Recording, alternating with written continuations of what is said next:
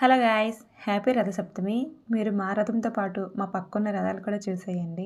మీకు తెలుసో లేదో రథసప్తమి రోజు జిల్లేడాకు, చిక్కుడాకు, రేగాకుతో తలపైన కుడి భుజం, ఎడమ భుజం పైన 3 సార్లు స్నానం అయితే పెట్టి చేస్తాము.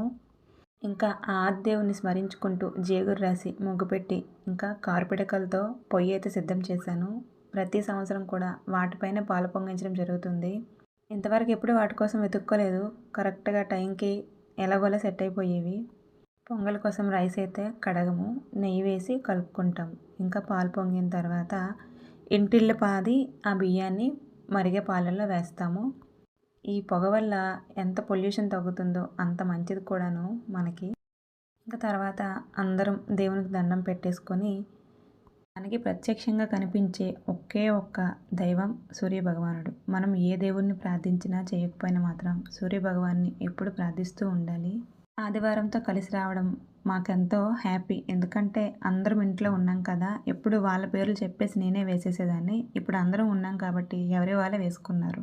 గరిటె వాడకన్నా చెరుకు గడతో మాత్రమే పొంగల్ని మనం వండుకోవాలి.